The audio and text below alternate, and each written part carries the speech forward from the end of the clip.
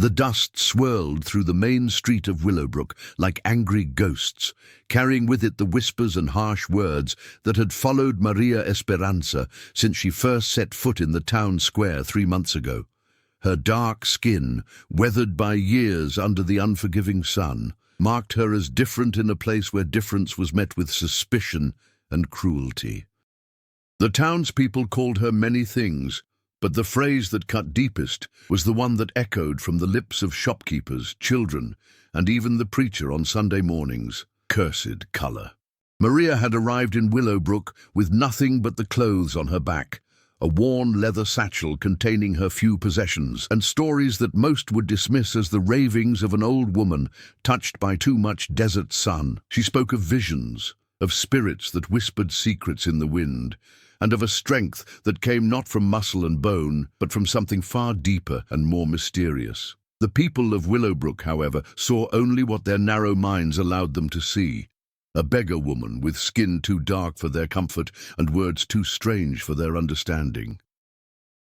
Every morning, Maria would make her way to the town square, not to beg for coins or scraps of food, but to sit quietly beneath the gnarled mesquite tree that provided the only shade in the dusty expanse.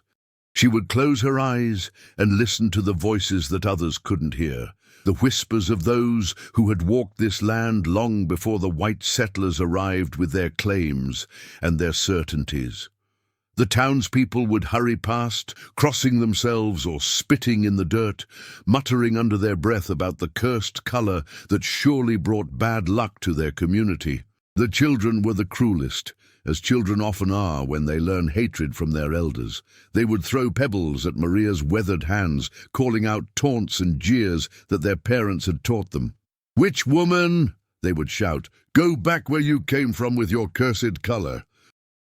Maria bore their cruelty with a patience that seemed to infuriate them further, never raising her voice, never retaliating, but simply closing her eyes and continuing to listen to the voices that spoke to her soul. Among the adults, the hostility was more subtle, but no less poisonous. Shopkeepers would refuse to sell her supplies, claiming they were out of stock, even when the shelves were clearly full. The hotel owner would turn her away, insisting there were no rooms available, despite the obvious vacancy of the establishment. Even the church, which preached love and acceptance from its pulpit every Sunday, would fall silent when Maria approached, the congregation turning their backs as if her very presence might contaminate their prayers. But it was Jeremiah Blackwood who led the campaign of hatred against the mysterious woman. The wealthiest rancher in 3 counties, Blackwood owned more land than any single man had a right to possess, and his influence extended into every corner of Willowbrook's social and economic life. He was a tall, imposing figure with steel-grey hair and eyes like chips of winter ice, and when he spoke, the entire town listened. From the moment Maria arrived, Blackwood had made it his mission to drive her away, convinced that her presence was somehow diminishing his status and threatening his control over the community. Blackwood would stand on the steps of the general store, his voice carrying across the square as he held court with his followers and hangers-on. "Look at her," he would say, pointing an accusatory finger toward Maria as she sat beneath her tree. "Sitting there like she owns the place. That cursed color brings nothing but trouble, mark my words. We've had nothing but drought and sickness since she arrived, and it'll only get worse if we let her stay." The irony was not lost on those few townspeople who possessed both memory and conscience.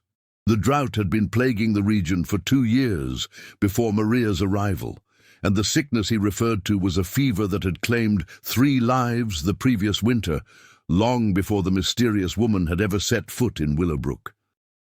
But Blackwood's words carried the weight of wealth and influence, and most people found it easier to blame a stranger with dark skin than to confront the harsh realities of life on the frontier. As the weeks passed, the hostility toward Maria intensified. Someone painted crude words on the side of the church, blaming her for every misfortune that befell the community. When old Mrs. Henderson's chickens stopped laying eggs, it was Maria's fault. When the miller's wheel broke down, disrupting the grain supply, the townspeople pointed their fingers at the woman they called cursed. Even when young Tommy Morrison recovered from a dangerous bout of fever, his mother credited not Maria's strange herbal remedies, which she had secretly sought out in desperation, but the prayers of the righteous community working to overcome the evil influence of the dark-skinned stranger. Through it all, Maria maintained her dignity and her daily ritual. Each morning she would walk to the town square, ignoring the cruel words and hostile stares, and take her place beneath the mesquite tree. She would sit in meditation, her weathered hands resting gently on her knees, her eyes closed as she listened to the voices that spoke of things beyond the understanding of those who persecuted her. Sometimes she would speak quietly to herself, words in a language that none of the townspeople recognized, and occasionally she would smile as if receiving news from old friends. The change began on a Thursday morning in late September, when the first cool breeze of autumn carried with it the scent of rain from the distant mountains. Jeremiah Blackwood had spent the previous evening drinking whiskey and plotting new ways to drive Maria from his town, but when he woke that morning, something was different. His usually commanding presence felt somehow diminished, and when he looked in the mirror, he saw something in his own eyes that he had never seen before. Doubt. For 43 years, Jeremiah Blackwood had built his identity on strength and dominance. He had carved his empire from the wilderness through sheer force of will, crushing anyone who stood in his way and accumulating power the way other men collected coins. His strength was legendary throughout the territory, both the physical strength that allowed him to break horses and men with equal ease, and the inner strength that never wavered, never showed mercy, never admitted weakness. But on that autumn morning, as he stared at his reflection in the glass, Blackwood felt something crumbling inside his chest. The feeling followed him as he made his way into town, a gnawing sensation that something fundamental had shifted in the world around him. His usual swagger seemed forced, and his booming voice carried less authority than it had the day before. When he reached the town square and saw Maria sitting peacefully beneath her tree, instead of the familiar surge of anger and contempt, he felt something unexpected: curiosity. For the first time since her arrival, Blackwood really looked at Maria, not as a target for his hatred, but as a human being.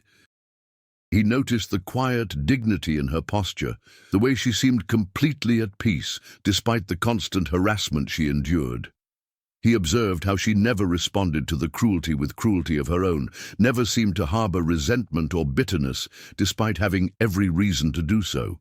There was something in her stillness that spoke of a strength different from anything he had ever encountered, a strength that came from within rather than from the ability to dominate others.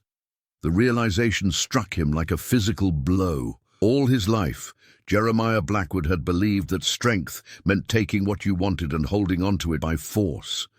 He had built his fortune by driving smaller ranchers from their land, had maintained his power by crushing anyone who challenged his authority, and had earned respect through fear rather than admiration. But looking at Maria, seeing how she maintained her composure and dignity in the face of relentless persecution, he began to understand that perhaps he had been wrong about the nature of strength itself. That evening, Blackwood found himself unable to concentrate on his usual pursuits. He paced the halls of his grand ranch house, past the expensive furniture and imported paintings that testified to his wealth and status, but none of it seemed to matter anymore. The whiskey that usually brought him comfort tasted bitter, and the company of his sycophants and hangers-on seemed shallow and meaningless. For the first time in decades, Jeremiah Blackwood felt truly alone. The next morning brought no relief from his strange mood. If anything, the feeling of hollowness had grown stronger overnight, as if something essential had been drained from his very essence. He found himself thinking about Maria constantly, wondering what secret she might possess, what knowledge she might have that could explain the strength he saw in her bearing. The questions plagued him throughout the day, and by evening he had made a decision that would have seemed impossible just days earlier. As the sun began to set over the western mountains, painting the sky in shades of orange and purple that reminded him of his childhood before hardship and ambition had hardened his heart, Jeremiah Blackwood made his way to the small shelter where Maria had taken refuge on the outskirts of town. It was little more than a lean-to constructed from salvaged wood and canvas, but she had made it clean and welcoming, decorating the walls with wildflowers and smooth stones arranged in patterns that somehow seemed to speak of deeper meanings. Maria was sitting outside her humble dwelling, stirring a pot of something that smelled of herbs and earth and growing things. She looked up as Blackwood approached, and to his surprise, there was no fear in her eyes, no resentment for the months of persecution he had orchestrated. Instead, she regarded him with the same calm acceptance she showed everyone, as if she had been expecting his visit.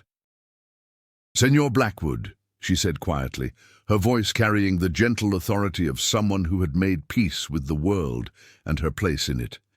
"You have come a long way from your fine house to visit an old woman." Blackwood stood awkwardly at the edge of her small camp, suddenly uncertain how to begin.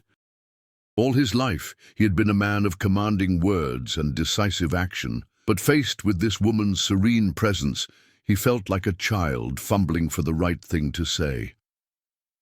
"I've been thinking," he began hesitantly, "about what you said that first day you came to town." Maria smiled, an expression that transformed her weathered features and revealed glimpses of the beautiful young woman she had once been. "I said many things, senor. But I think perhaps you remember the words about strength." "Yes," Blackwood admitted, his voice barely above a whisper. "You said that true strength comes not from taking but from giving, not from breaking but from healing. I laughed at you then, thought you were just another crazy old woman spouting nonsense." "And now?" Maria asked, her dark eyes reflecting the last light of the setting sun. Blackwood was quiet for a long moment, struggling with words and emotions he had spent decades suppressing. "Now I'm not so sure about anything anymore. I've built everything I have on being strong, on never showing weakness, on making sure everyone knows who's in charge. But watching you these past months, seeing how you handle all the hatred and cruelty without ever fighting back or giving up, I'm starting to think maybe I don't know what strength really is." Maria set down her wooden spoon and looked directly into Blackwood's eyes, seeing past the wealth and power and reputation to the frightened, lonely man beneath. "Strength is not about never falling down, senor. Strength is about getting up every time you fall. It is not about never feeling pain, but about learning to carry pain without letting it make you bitter. It is not about having no fear, but about acting with love even when you are afraid." "But how?" Blackwood asked, the words torn from his throat with an effort that left him feeling exposed and vulnerable. "How do you do it? How do you sit there day after day, letting them call you cursed, letting them treat you like you're nothing, and never lose that peace I see in you?" Maria stood and walked to where Blackwood was standing, her movements graceful despite her age. "Sit with me, senor, and I will share with you the secret that has kept me strong through all the dark times of my life." They sat together on a fallen log near her fire, and as the stars began to appear in the darkening sky, Maria began to speak. She told him of her childhood in a small village far to the south, where her grandmother had taught her to listen to the voices of the ancestors, the spirits of those who had walked the earth before and learned its deepest lessons. She spoke of the death of her husband and children in a plague that swept through their community, of the years of wandering and grief that followed, of the slow and painful process of learning to find meaning and purpose in a world that seemed determined to break her spirit. The secret, Signor Blackwood, is not in becoming strong enough to never be hurt. The secret is in learning to be hurt without becoming hateful, to suffer without becoming bitter, to lose everything without losing hope. When you can do that, when you can stand in the midst of the storm and still see the stars, then you have found true strength. As Maria spoke, Blackwood felt something shifting deep within his chest, as if ice that had formed around his heart over decades of hard living was finally beginning to thaw. He thought of all the people he had trampled in his rise to power, all the kindness he had rejected in favor of dominance, all the opportunities for connection and love he had sacrificed on the altar of his ambition. "I've done terrible things," he whispered, his voice heavy with shame and regret. "I've hurt so many people, driven families from their homes, destroyed lives for the sake of adding to my wealth and power. How can someone like me ever learn to be truly strong?" Maria reached out and placed her weathered hand on his arm, her touch surprisingly warm and comforting. "The same way a seed learns to become a tree, Senor. One day at a time, one choice at a time, one act of kindness at a time. The earth does not judge the seed for being small and hard. It simply provides what is needed for growth." They talked through the night, as the fire burned low and the coyotes sang their ancient songs in the distance. Maria shared stories of healing and forgiveness, of communities that had learned to live together despite their differences, of the strength that comes from vulnerability and the power that flows from compassion. Blackwood found himself opening up in ways he hadn't since childhood, sharing his fears and doubts, his loneliness and regret, his desperate hunger for something more meaningful than the hollow victories that had defined his life. As the first light of dawn began to paint the eastern sky, Blackwood realized that something fundamental had changed within him. The armor of cynicism and cruelty that he had worn for so long felt heavy and foreign now, like clothes that no longer fit properly. For the first time in decades, he felt hopeful about the possibility of becoming someone better than he had been. "Teach me," he said to Maria as they watched the sun rise over the mountains, painting the world in shades of gold and promise. "Teach me to be strong the way you are strong. Teach me to find peace in the midst of chaos, to respond to hatred with love, to be truly powerful rather than just in control." Maria smiled, her eyes bright with unshed tears of joy. "The teaching has already begun, Senor. The moment you chose to see me as a person rather than an enemy, the moment you opened your heart to the possibility that you might be wrong about strength and power, the moment you asked for help instead of demanding submission. These are the first steps on the path." Over the weeks that followed, Jeremiah Blackwood began the slow and difficult process of transformation. He started by making amends to those he had wronged, returning land he had taken unfairly, offering employment to families he had driven into poverty, using his wealth and influence to build up rather than tear down. The change was so dramatic that many in the community initially suspected some kind of trick or manipulation. But as days turned to weeks and Blackwood's new behavior remained consistent, people began to tentatively accept that perhaps he had genuinely changed. Meanwhile, Maria's reputation in the town underwent its own transformation. As word spread of her influence on the previously ruthless rancher, people began to see her not as a cursed stranger, but as a woman of wisdom and power. The children who had once thrown stones now approached her with shy curiosity, drawn by stories of her gentleness and the herbs she used to heal various ailments.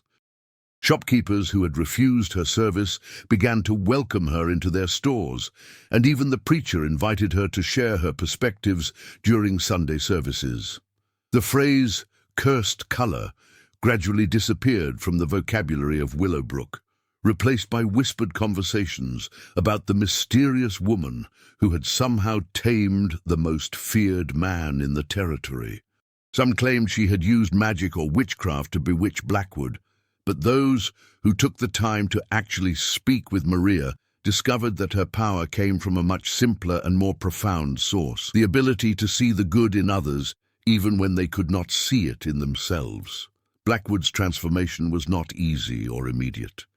There were days when his old patterns of thought and behavior reasserted themselves, when the temptation to solve problems through force and intimidation seemed overwhelmingly strong. But each time he stumbled, Maria was there to remind him of the strength he was developing, to help him understand that true power came not from never failing, but from never giving up the effort to become better. As autumn turned to winter, and winter gave way to spring, the changes in both Blackwood and the community of Willowbrook became undeniable. The rancher who had once ruled through fear now led through example, using his resources to support schools and hospitals, to provide assistance to struggling families, to create opportunities for cooperation rather than competition. His physical strength remained formidable, but it was now tempered by emotional wisdom and spiritual depth that made him truly powerful rather than merely dominant. Maria continued her daily visits to the town square, but now, instead of sitting alone beneath the mesquite tree, she was often surrounded by people seeking her counsel and wisdom. She taught children to identify healing plants, helped families resolve their disputes, and served as a bridge between different communities that had previously viewed each other with suspicion and hostility. Her presence had indeed brought change to Willowbrook, but not the curse that many had initially feared. Instead, she had brought the possibility of healing and growth, of understanding and acceptance, of strength built on love rather than fear. The story of Maria Esperanza and Jeremiah Blackwood became legend throughout the territory, told around campfires and in saloons, passed down from one generation to the next, as a reminder that even the hardest hearts can be softened and the most bitter enemies can become allies. It became a story about the power of perseverance in the face of hatred, about the courage required to admit when you are wrong, and about the true nature of strength that comes not from dominating others, but from mastering yourself. Years later, when visitors to Willowbrook asked about the unusual harmony that seemed to characterize the community, old-timers would point to the bronze plaque that had been placed beneath the mesquite tree in the town square. It bore a simple inscription: "In memory of Maria Esperanza, who taught us that true strength lies not in the color of our skin or the size of our bank accounts, but in the courage to choose love over fear, understanding over judgment, and hope over despair." And they would tell the story of how a beggar woman, scorned and rejected because of her cursed color, had taught the most powerful man in 3 counties the true meaning of strength, and in doing so had transformed not just one man, but an entire community. They would speak of the day when hatred gave way to understanding, when fear was replaced by love, and when the curse became a blessing that changed everything it touched. If you enjoyed this tale from the Old West, please take a moment to like this video and subscribe to our channel for more stories of courage, redemption, and the triumph of the human spirit. And tell us in the comments below, what do you think is the most important lesson we can learn from Maria and Jeremiah's story? Have you ever had someone in your life who challenged you to become a better person? Share your thoughts and experiences with our community of story lovers.